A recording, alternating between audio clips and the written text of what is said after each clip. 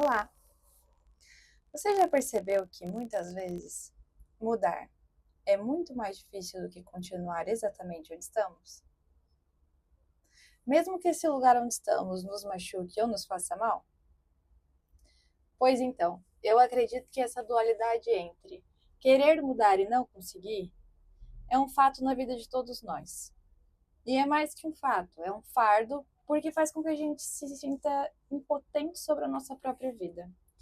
Toda vez, pelo menos eu, toda vez que eu tento mudar e eu não consigo, eu sinto que eu tô perdendo para mim mesma. Mentaliza comigo. Todos nós temos pelo menos uma coisa que a gente gostaria de mudar. Pode ser um hábito, pode ser um relacionamento, talvez não o relacionamento inteiro, mas algumas partes desse relacionamento. Pode ser um trabalho, um comportamento, ou até mesmo é aquele curso que você precisa iniciar, aquela faculdade que você precisa terminar, que você sabe que aquilo vai ser um diferencial na sua vida, enfim. A questão é que todas essas coisas, elas ficam no mundo das ideias, e a gente não consegue mudar, não consegue concretizar. O mais irônico disso tudo é que mesmo que a gente não consiga mudar, ou que até mesmo a gente ceda a coisas que dificultem ainda mais essa mudança, mesmo assim, parece que tem uma parte de nós que está constantemente nos dizendo: olha, você precisa mudar isso, você precisa prestar atenção nisso. Essa vozinha, ela não vai embora, ela fica ali. É como se fosse um desconforto gerado pelo descontentamento de não conseguir realizar, entende? Eu diria que é o desconforto gerado pelo confronto entre aquilo que a gente realmente quer e aquilo que o nosso cérebro permite que a gente faça. É como se uma parte de nós soubesse exatamente o que precisa ser feito, mas tem uma outra parte de nós que cria inúmeras situações para que a gente não consiga concretizar aquela mudança. Mudar é tão difícil que muitas vezes a gente ouve que na verdade nem é possível. Ou quantas vezes a gente ouve coisas do tipo: as pessoas fingem que mudam, mas no fundo elas continuam as mesmas. Eu definitivamente não acredito nisso. Porque se a gente olhar para a história da humanidade, ou até mesmo da nossa história individual como pessoa, ela é uma história feita de mudanças. Nós só somos o que somos e nós só chegamos até aqui por conta das mudanças que foram feitas ao longo da nossa vida, da nossa jornada. Eu concordo que nem todas essas mudanças tenham sido feitas conscientemente. Ou pelo menos nem todas essas mudanças foram feitas exercendo o livre-arbítrio. Muitas vezes, inclusive, as mudanças são impostas para nós, como por exemplo, as nossas mudanças físicas ao longo do tempo, entende? Ou seja, mudanças conscientes são um desafio para o nosso cérebro. Mas por quê? Por que é tão difícil mudar conscientemente? Por que é tão difícil começar um hábito? A verdade é que o nosso cérebro ama o conhecido. Não é porque o conhecido é o melhor para nós, mas é porque o conhecido não gera gasto de energia desnecessário. Pelo menos é assim que o seu cérebro vê. Toda vez que a gente tenta mudar, a gente precisa fazer novas conexões e a gente precisa criar um novo caminho no nosso cérebro. E isso gasta energia. Eu vou fazer uma analogia. Imagina que uma casa foi construída há milhões de anos. Durante os anos, a gente foi modificando as coisas dessa casa. Nós fomos modificando, por exemplo, os cômodos, os quartos, a sala, o banheiro, a cozinha. Mas a fundação dessa casa, ela continua a mesma. Assim é o nosso cérebro. Se a gente for pensar numa escala de tempo, nós levamos milhões de anos, o cérebro levou milhões de anos para se desenvolver lentamente até atingir a racionalidade. Esse ponto em que a gente atingiu a racionalidade, ele só aconteceu há 70 mil anos atrás. O que são 70 mil anos, perto de milhões de anos. Entende o que eu estou querendo dizer? Obviamente, nós desenvolvemos a nossa mente consciente muito rápido. Nós criamos coisas, nós evoluímos, nós fizemos, enfim, tecnologia e etc. E o cérebro primitivo, ele não conseguiu acompanhar as mudanças na mesma velocidade. Ele ainda pensa que gastar energia pode ser, e com certeza já foi, o motivo da sua não sobrevivência. Entende? Gastar energia era a diferença entre você sobreviver ou não. Ou seja, não é que nós somos preguiçosos intencionalmente. Não é que nós não temos coragem o suficiente.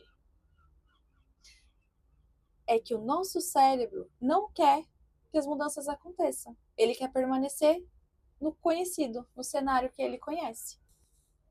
É por isso que o nosso cérebro cria gatilhos e usa todo o arsenal que ele conhece para tentar fazer a gente desistir de uma mudança ou nem iniciar. Até mesmo as pequenas mudanças são difíceis. Quem nunca tentou incluir alguma coisa na rotina, uma coisa simples, e falhou? Se as pequenas mudanças são difíceis, imagina o quão difíceis são as grandes. E é justamente esse o nosso problema. Nós somos muito ou 8 ou 80. Nós queremos dar grandes passos. Nós começamos com grandes mudanças. Entende a dificuldade que isso é para o cérebro? Por exemplo, se a gente tentasse restabelecer uma relação forte que nós tínhamos com a pessoa e deixamos de ter, ou que esfriou, enfim, pode ser uma relação de amizade, ou o que for. Dificilmente nós começamos com os pequenos passos. Dificilmente nós começamos pensando, olha, eu vou começar mandando uma mensagem por semana, ou uma mensagem por mês, ou eu vou começar mudando essa coisinha aqui. E conforme isso for surgindo efeito, eu vou implementando mais coisas para atingir o objetivo final. Nós não funcionamos assim. Quer ver outro exemplo? A questão de mudanças de hábito. Mudanças de hábito alimentares. Vou trazer esse exemplo porque é um exemplo muito presente na minha vida. Você já percebeu que nós nunca paramos para analisar o porquê desse comportamento? O porquê desse nosso hábito alimentar ruim? O que gera aqueles gatilhos? O que leva a esse comportamento? E aí, depois de identificar o porquê, começarmos a criar estratégias para ir desenvolvendo, para ir aplicando elas lentamente até atingir um objetivo final? Nós nunca fazemos isso, ou raramente nós fazemos isso. Nós sempre começamos querendo implementar uma grande mudança, e talvez esse seja o nosso problema. Grandes mudanças são muito custosas. É difícil a gente conseguir negociar com o nosso cérebro, entende? E aí nós começamos tentando mudar algo que a gente nem sabe o porquê que aconteceu, o porquê que surgiu. Muitas vezes, um hábito vem para suprir uma necessidade que a gente pensa que entendeu que é aquela necessidade, mas na verdade ele veio para suprir outra ou outras. Eu vou dar um outro exemplo clássico, que é um exemplo da minha vida também. Quantas vezes a gente não pensa assim, eu não vou mais comer doce?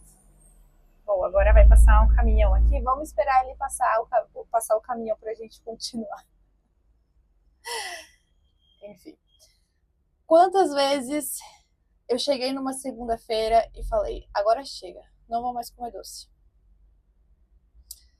Mas talvez o gatilho não fosse o doce. Talvez o que eu estivesse procurando ali não fosse só o pico de energia que o doce traz, ou aquela saciedade. Talvez, por exemplo, eu fosse até algum lugar comprar um doce toda vez que eu estivesse numa situação tediosa. Ou toda vez que eu estivesse num cenário que eu já estivesse cansada dele, entende? Então, levantar dali, sair, trocar de cenário, era uma fuga do meu cérebro. E ainda ganho o ônus de comer um doce. Ou, outro exemplo, neste lugar eu saio da minha casa e vou comprar um doce. Neste lugar, onde eu estou comprando doce, é um lugar onde pessoas conhecidas estão ou frequentam. Ou seja, é um lugar onde eu vou socializar. E o meu cérebro interpreta isso. E quando ele quer socializar, então, ele pensa: olha, vamos lá naquele lugar. Lá vai ter as pessoas que a gente gosta. Ou seja, chegou na segunda-feira e nós tentamos iniciar uma grande mudança e ainda sem estratégia. Percebe que nós podemos construir uma grande mudança com pequenas mudanças? Porque pequenas mudanças encontram menos resistência. E quando a gente começa a fazer algo e aquele algo deixa de exigir esforço, ele se torna parte de quem nós somos. Fica muito mais fácil a gente atingir um grande objetivo final. Posso te confessar uma coisa? Durante muitos anos, eu achava que mudar significava mudar tudo. E aí eu começava fazendo grandes planejamentos. Sabe os planejamentos da virada de ano? Esse ano eu vou fazer isso, enfim. Assim era a minha vida semanalmente. Eu planejava que eu ia começar a ler mais, eu planejava que eu ia começar a estudar mais, que nas pequenas horas vagas do dia eu ia encaixar atividades importantes, que eu ia começar a fazer exercícios físicos com muita frequência, que eu ia mudar a minha dieta, que eu ia começar a cozinhar minha própria comida para ser saudável. Enfim, a lista era imensa. E o que acontecia? Obviamente, algumas dessas coisas nem aconteciam. E as que eu tentava implementar, eu desistia. Porque era um combo, era um conjunto que tinha que acontecer. Entende? Quando aquelas coisas começavam a se tornar muito difíceis, eu ia desistindo. É claro, eu estava tentando convencer o meu cérebro a mudar rápido demais. E com várias coisas em paralelo. Isso não funciona, entende? Na verdade, até hoje eu tenho que me policiar. Porque eu sou uma pessoa que eu sou muito intensa, eu me empolgo. E eu tenho interesse em muitos assuntos. E às vezes eu quero fazer muita coisa ao mesmo tempo. Quantas vezes eu tenho que me policiar porque eu começo a pensar que eu tenho que começar a visitar mais museus, porque eu tenho que começar a ler com mais frequência, porque eu tenho que começar uma rotina de estudos numa determinada área que é do meu interesse, enfim. E quantas vezes a gente faz tudo isso? A gente pensa em tudo isso. E aí, quando chegamos no final do dia, de um dia cansativo, me responde uma coisa. Quem que consegue implementar essas coisas depois de uma rotina cansativa no final do dia, por exemplo? Quando a gente sonha, imagina em colocar 1 milhão de metas para o final do nosso dia. É muito difícil. Eu acho que começando, negociando com o seu cérebro, a gente pode começar a pensar assim: qual a pequena mudança que eu consigo implementar hoje? Talvez, dependendo do dia, a resposta pode ser que nenhuma. É claro que você precisa ser estratégico. Não é você aceitar a derrota, se essa resposta vir. Mas é você pensar estrategicamente em que momento faz sentido eu iniciar essa atividade e em que momento eu sei que, além de iniciar, eu vou conseguir dar continuidade para ela. Entende o que eu estou querendo dizer? Porque senão a gente começa a pensar em tantas coisas que a gente gostaria de mudar, em tantas coisas que a gente gostaria de implementar, e isso é um gatilho, é uma linha tênue para a gente acabar mudando o foco da mudança para as coisas que a gente nunca concretiza. Entende? Mudando o foco de, em vez de você colocar esforço em mudar, você começa a colocar esforço em se cobrar toda hora. Porque eu não tenho disciplina, porque eu sou preguiçosa, porque não adianta, eu sou assim. A síndrome da Gabriela, eu sou assim, eu nasci assim, eu cresci assim, vou morrer assim. E aí, em vez de a gente pensar na pequena coisa que a gente pode mudar, no pequeno passo, refletir o que é aquele hábito que a gente está tentando mudar, o porquê que ele está ali, de onde que ele veio, entende? A gente está ali focando nas vezes que nós fomos derrotados por nós mesmos. A gente está focando em nos achar não suficientes para fazer aquilo, gastando a nossa energia nisso, em vez de começar a planejar a nossa pequena mudança, que é de pequenas mudanças que nós vamos construir as grandes. Então, antes da gente tentar mudar, iniciar a mudança, talvez valha a pena a gente pensar: será que eu estou escolhendo o melhor momento para fazer essa mudança? Será que eu estou colocando energia em criar uma estratégia e entender de onde que essa necessidade veio, por que aconteceu, como mudar as pequenininhas coisas? Será que em vez disso eu não estou colocando energia, escolhendo o melhor horário para que eu fique me cobrando? Porque se a gente consegue entregar energia, construir uma estratégia para pequenas mudanças, essas pequenas mudanças vão encontrando menos esforço. E cada vez que a gente vai repetindo elas vão cada vez mais se tornando parte de quem nós somos. A partir do momento que uma mudança deixa de ser custosa e se torna quase que automática, ela é parte de quem a gente é. É isso. Se você conhece alguém que quer muito mudar e está com muita dificuldade, ou ainda se você conhece alguém que vê pontos legais em você e diz: nossa, como que eu queria conseguir fazer isso, mas eu não é para mim, eu tenho muita preguiça ou não consigo, manda esse episódio para essa pessoa. Beijinhos, até a próxima.